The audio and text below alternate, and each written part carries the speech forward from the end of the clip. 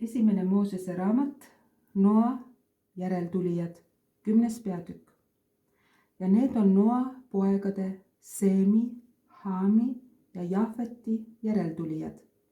Pärast veeuputust sündisid neile pojad. Jahveti pojad olid Gomer, Maagoog, Maadai, Jaavan, Tubal, Mesek ja Tiiras. Ja Gomeri pojad olid Askenas, Rifat ja Togarma ja Jaavani pojad olid Elisa ja Tarsis, Kittid ja roodanlased. Neist eraldusid saarte rahvad. Need olid Jahveti järeltulijad nende maade järgi, igaühel oma keel nende suguvõsade kaupa, vastavalt neile rahvastele. Ja Haami pojad olid 6, Mitsraim, Puut ja Kaanan. Ja Kuusi pojad olid Seba, Havila, Sapta, Raema ja Sapteka.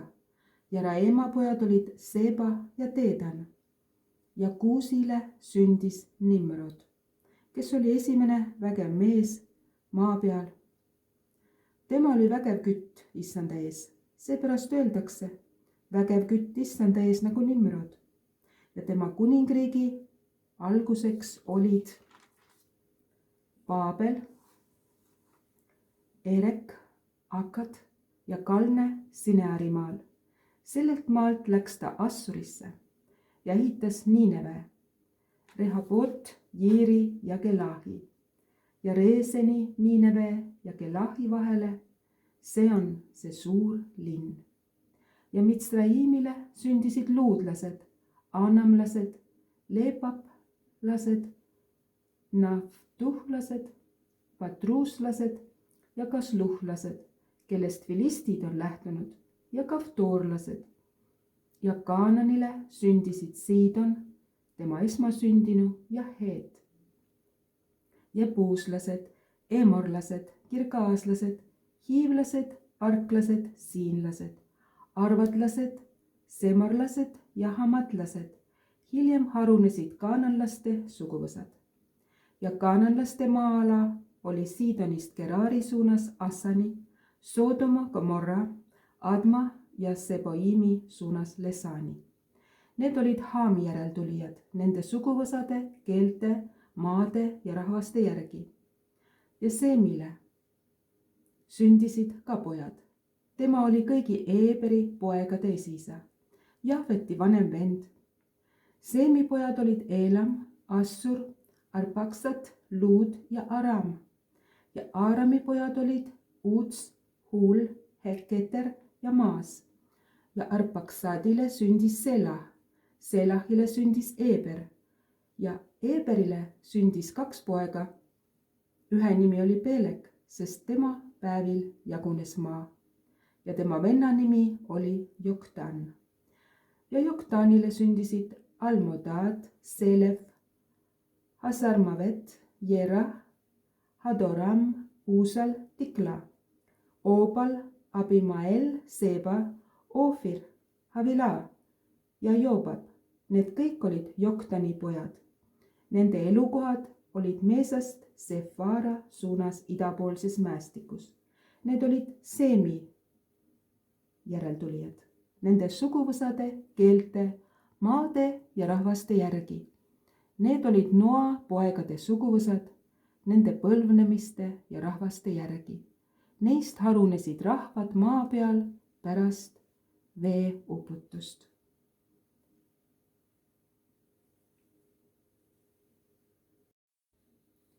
Õpetussõnad, peatükk 8. Tarkuse väärtus ja olemus. Eks süüa tarkus, eks tõsta arukus häält. Küngastel tee ääres, teelahkmetel on ta võtnud aset. Väravate kõrval, linna sissekäigus, seal, kus ustest sisse minnakse, kisendab ta. Teile, mehed, ma hüüan ja mu hääl kõlab inimlastele. Õppige, rumalad, mõistlikkust ja albid, hakake aru saama. Kuulge, sest ma räägin tõtt ja mu huuled on avatud õigeks asjaks. Jah, mu suulagi toob kuuldavale tõe, aga õelus on mu huultele jäle. Kõik mu suu sõnad on siirad, Neis pole midagi kavalat ega väära. Need kõik on selged arukale ja õiged neile, kes on leidnud tunnetuse. Võtke vastu mu õpetus, aga mitte hõbedat, pigem teadlikkus kui valitud kuld, sest tarkus on parem kui pärlid ja ükski ihaldav asi ei ole sellega võrdne. Mina, tarkus, olen mõistlikkuse naaber ja ma leian tunnetuse ning targa nõu. Issanda kartus on kurja vihkamine. Ma vihkan kõrkust ja ülbust, halbu eluviise ja pöörast suud. Mul on nõu ja kordaminek, ma olen mõistus, mul on võimus. Minu abiga valitsevad kuningad ja võimukandjad korraldavad õiglust. Minu abiga valitsevad vürstid ja suursugused, kõik õiged kohtumõistjad. Mina armastan neid, kes armastavad mind ja kes otsivad mind, need leiavad minu. Minu juures on rikkus ja au, jääv varandus ja hüvang. Minu vili on kullast parem, parem koguni kui puhas kuld. Ja mu saak on parem kui valitud hõbe. Ma jäin õigluse rajale, keset õiguse jalgteid. Et anda jõukust neile, kes mind armastavad, ja täita nende varakambreid. Issand lõi mind oma töö alguses, esimesena oma töödest muistsel ajal. Igavikust alates on mind eraldatud, ürgajast peale, enne maailma algust. Ma olen sündinud enne sügavusi, enne kui puhkesid allikad. Veel enne kui mäed paigale pandi, enne künkaid sündisin mina. Kui ta veel ei olnud teinud maad ega maastikku, ei maailma esimest tolmukübetki. Kui tema valmistas taevad, olin mina seal. Ja siis, kui ta joonistas sõõri sügavuse pinnale, kui ta kinnitas pilved ülal, kui said jõuliseks sügavuse allikad, kui ta merele pani piiri, et veed ei astuks üle tema käsust, kui ta kinnitas maa alused, siis olin mina tema kõrval, kui lemmiklaps. Olin päevast päeva temale rõõmuks, mängisin igal ajal tema ees. Mängisin tema maailma maa peal ja tundsin rõõmu inimlastest. Ja nüüd, pojad, kuulge mind. Õndsad on need, kes hoiavad minu teed. Kuulge õpetust ja saage targaks. Ärge jätke seda tähele panemata. Õnnis on inimene, kes kuulab mind, kes päevast päeva valvab mu ustel, on vahiks mu uksepiitade juures. Sest kes leiab minu, leiab elu ja saab issanda hea meele osaliseks. Aga kes ei taba mind, kes ei leia mind, teeb kahju oma hingele. Kõik, kes vihkavad mind, armastavad surma. Aamen. Õpetussõnad 9. peatükk. Tarkuse ja rumaluse küllakutsed. Tarkus ehitas enesele koja, raius oma 7 sammast. Ta tappis tapaloomad, segas veini, kattis lauagi valmis. Ta läkitas oma teenijad, laskis hüüda linna küngastel. Kes on kogenematu, pöördugu siia, napiarulisele ta ütles. Tulge, sööge minu leiba ja jooge mu segatud veini. Jätke maha rumalus, et jääksite elama ja käige arukuse teel. Kes õpetab pilkajat, toob ise enesele häbi ja kes noomib õelat, sellele jääb külge halb märk. Ära noomi pilkajat, et ta sind ei vihkaks. Noomi tarka ja ta armastab sind. Anna targale ja ta saab veelgi targemaks. Õpeta õiglast ja ta võtab veelgi enam õpetust. Issanda kartus on tarkuse algus ja kõige pühama äratundmine on arukus. Sest minu läbi saavad su päevad paljuks ja su eluaastad jätkuvad. Kui oled tark, siis oled tark iseenese jaoks ja kui oled pilkaja, siis pead sedagi üksinda kandma. Meeletuse naine on rahutu, rumalus ei tunne midagi, ta istub oma koja uksel, istme peal linnaküngastel, kutsudes möödaminejaid, neid, kes käivad otse radu. Kes on kogenematu, pöördugu siia ja napiarulisele tema ütleb. Varastatud vesi on magus ja salajas söödud leib on hõrk, aga teine ei teagi, et seal on kadunud hinged, et tema kutsutud on põrgu sügavustes. Õpetussõnad 10. peatükk. Saalomoni tarkus. Saalomoni õpetussõnad. Tark poeg rõõmustab isa, aga alp poeg on emale meelehärmiks. Ülekohtuselt saadud varandusest pole kasu, aga õiglus päästab surmast. Issand ei lase nälgida õiget hinge, aga ta tõrjub tagasi õelate himu. Laisk käsi toob vaesuse, aga virgad käed teevad rikkaks. Taibukas poeg kogub suvel, aga poeg, kes lõikuse ajal magab, teeb häbi. Õige pea peale tulevad õnnistused, aga õelate suus peitub vägivald. Mälestus õigest jääb õnnistuseks, aga õelate nimi kõduneb. Kes on südamelt tark, võtab käsud vastu, aga huultelt meeletu libastub. Kes elab laitmatult, elab julgesti, aga kelle teed on kõverad, selle käsi käib halvasti. Kes pilgutab silmi, põhjustab valu ja huultelt meeletu libastub. Õiglase suu on eluallikas, aga õelate suus peitub vägivald.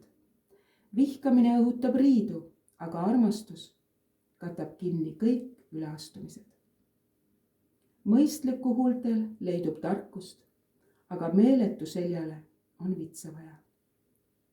Targad panevad tallele, mida teavad, aga rumala suu toob hukatuse lähedale. Rikka varandus on tema tugev linn. Vaestele on nende vaesus hukatuseks. Õige inimese töötasu on eluks. Õelatulu on patuks. Kes hoiab õpetust, on elurajal, aga kes põlgab noomimist, eksib ära.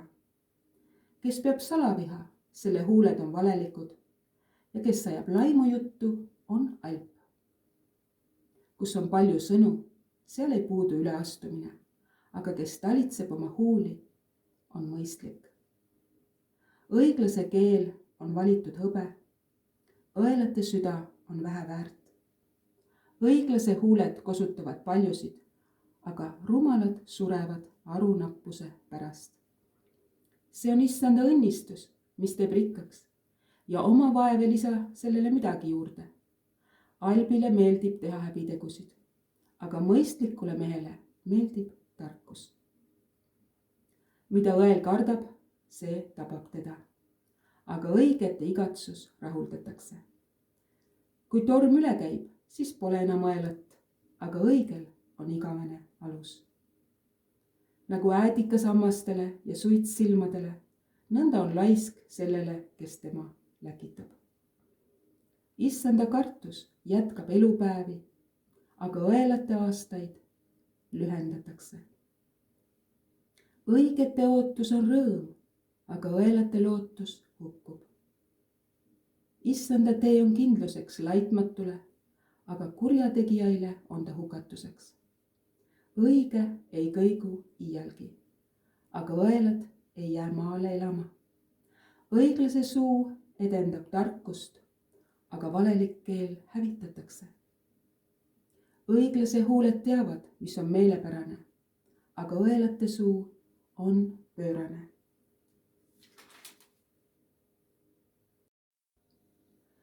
Uus testament, Markuse evangeelium, 6. peatükk. Jeesus hüljatakse kodukohas.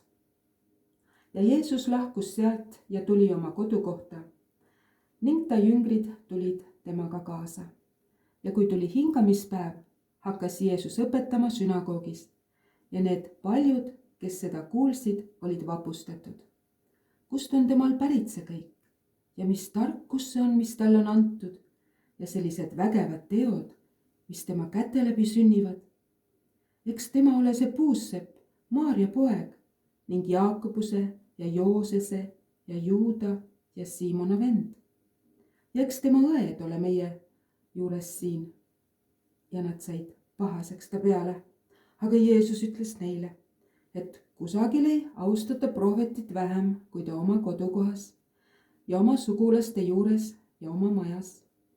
Ja ta ei saanud seal teha ühtegi vägevat tegu peale mõne põdeja tervendamise ja kui ta oli pannud käed nende peale. Ja ta pani imeks nende uskmatust. Jeesus annab apostlitele ülesanded. Ja Jeesus rändas läbi ümberkaudsed külad, õpetades inimesi. Ja ta kutsus need 12 enda juurde ja hakkas neid läkitama kahekaupa ja andis neile meelevalla rüvedate vaimude üle. Ja käskis neid, et nad ei võtaks teele kaasa midagi peale saua, ei leiba ega pauna ega vaskraha vöö vahele. Sandaalid olgu seotud jalga, kuid ärge pange 2 särki selga. Jutumärkides. Ja ta ütles neile, kuhu majja te iganes astute, sinna jääge, kuni te sealt paigast lahkute. Ja kui mõni koht ei peaks teid vastu võtma ega teid kuulama, siis minge sealt minema ja raputage maha selle koha tolm oma jalgadelt neile tunnistuseks. Nii nad läksid välja ja jutlustasid, et parandataks meelt ja ajasid välja palju kurje vaime ja võitsid paljusid haigeid õliga ja tegid nad terveks. Ristija Johannese surm. Ja kuningas Herodes sai kuulda, Jeesuse nimi oli ju saanud juba tuntuks, et öeldi, Ristija Johannes on üles äratatud surnuist ja seepärast toimivad tema kaudu imeväed. Aga teised ütlesid, et on Eelia, aga teised, et prohvet, nagu üks prohveteist. Aga Herodes ütles sellest kuuldes, seesama Johannes, kelle pea ma lasksin maha raiuda, tema on äratatud üles. Herodes ise oli lasknud Johannese kinni võtta ja aheldanud ta vanglasse Herodiase oma venna Filippuse naise pärast, kellega Herodes oli abiellunud, sest Johannes oli Herodesele öelnud, sa ei tohi pidada oma venna naist. Aga Herodias kandis ta peale viha ja tahtis teda tappa, ent ei saanud. Sest Herodes kartis Johannest, teades ta olevat õige ja püha mehe ning kaitses teda ja kui ta Johannest kuulas, jäi ta tihti kõhklema ning kuulas teda meeleldi. Aga paras päev tuli siis, kui Herodes tegi oma sünnipäeval pidusöögi oma ülikuile ja tuhatnikele ja Galilea peameestele. Ja Herodiase, tema naise tütar, astus sisse ja tantsis. See meeldis Herodesele ja pidulistele nii, et kuningas ütles tüdrukule, küsi minult, mida sa iganes tahad ja ma annan sulle. Ja ta tõotas ja vandus temale, mida sa iganes küsiksid, ma annan sulle, kas või poole oma kuningriigist. Ja tüdruk läks välja ja ütles oma emale, mida ma küsiksin, aga too ütles, ristija Johannese pead.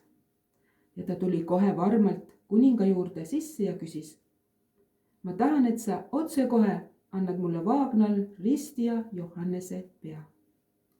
Ja kuningas jäi üsna kurvaks, kuid vannete ja piduliste pärast ei tahtnud ta olla tüdruku vastu hoolimatu ja kuningas läkitas kohe timuka käsuga tuua Johannese pea.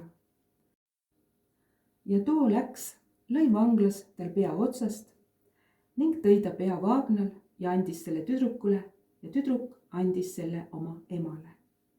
Ja kui Johannese jüngrid said sellest kuulda, tulid nad ja viisid ta surnukeha ära ning panid selle hauakambrisse. Jeesus söödab 5000 meest. ja apostlid kogunesid Jeesuse juurde ja teatasid talle, mida kõike nad olid teinud ja mida kõike õpetanud. Ja Jeesus ütles neile, tulge omaette üksildasse paika ja puhake pisut. Sest tulijaid ja minejaid oli palju ja neil polnud parajat aega süüagi. Ja nad lahkusid paadiga üksildasse paika omaette. Ent neid nähti minemas ja paljud tundsid nad ära ja jooksid sinna kokku kõigist linnadest ja jõudsid pärale enne neid. Ja kui Jeesus astus paadist välja ja nägi suurt rahva hulka, hakkas tal neist hale, sest nad olid nagu lambad, kellel ei ole karjast. Ja ta hakkas neile õpetama paljusid asju. Ja kui aeg oli läinud juba hiliseks, astusid ta jüngrid tema juurde ja ütlesid, paik on üksildane ja aeg juba hiline. Lase nad ära minna, et nad läheksid ümberkaudsetesse asulatesse ja küladesse ning ostaksid endale midagi süüa. Aga Jeesus vastas neile, andke teie neile süüa. Nemad ütlesid talle, kas peame minema ja ostma 200 teenari eest leiba ja andma neile süüa? Aga tema ütles neile, mitu leiba teil on, minge vaadake. Ja kui nad olid järele vaadanud, ütlesid nad 5 ja 2 kala. Ja ta käskis seada nad kõik istuma rühmiti haljale rohule. Ja nad istusid maha 100 kaupa ja 50 kaupa. Ja Jeesus võttis need 5 leiba ja 2 kala, vaatas üles taevasse, õnnistas raha ja murdis leivad ning andis jüngrite kätte, et nad viiksid need rahvale ning jagas ka need 2 kala kõigile. Ja kõik sõid ja said kõhud täis ja korjati kokku 12 korvitäit leivapalukesi ja kalu. Ja nende leibade sööjaid oli 5000 meest. Jeesus kõnnib vee peal. Ja Jeesus käskis kohe oma jüngreid astuda paati ning sõita vastaskaldale Betsaida poole, sellal kui tema laseb rahva hulgal minna. Ja ta jättis nendega hüvasti ning läks mäele palvetama. Ja õhtu jõudes oli paat keset järve ja Jeesus oli üksinda maal. Ja kui ta nägi neid sõudes heitlevat, sest tuul oli neile vastu, tuli ta 4. valvekorra ajal nende juurde järve peal kõndides ja tahtis neist mööduda. Aga Jeesust järve peal kõndimas nähes, arvasid nad, et see on tont ja hakkasid kisendama, sest nad kõik nägid teda ja ehmusid. Aga Jeesus kõnetas neid ja ütles neile, olge julged, see olen mina, ärge kartke. Ja ta astus nende juurde paati ja tuul rauges. Ja nad hämmastusid üliväga iseenestes, sest nad ei olnud leibade loost veel aru saanud, vaid nende süda oli jäänud kõvaks. Jeesus tervendab haigeid Gennesareti ümbruskonnas. Ja sõitnud üle järve, tulid nad randa Gennesaretis. Ja kui nad paadist välja astusid, tunti Jeesus kohe ära ja joosti läbi kogu too maakoht ning hakati haigeid kandma kanderaamidel sinna, kus ta kuuldi olevat. Ja kuhu ta iganes tuli, olgu küladesse või linnadesse või asulatesse, asetati haiged turgudele ja paluti Jeesust, et nad saaksid puudutada kas või tema kuuepalistust. Ja kes iganes teda puudutasid, need paranesid. Aamen. Lõppes 6. peatükk.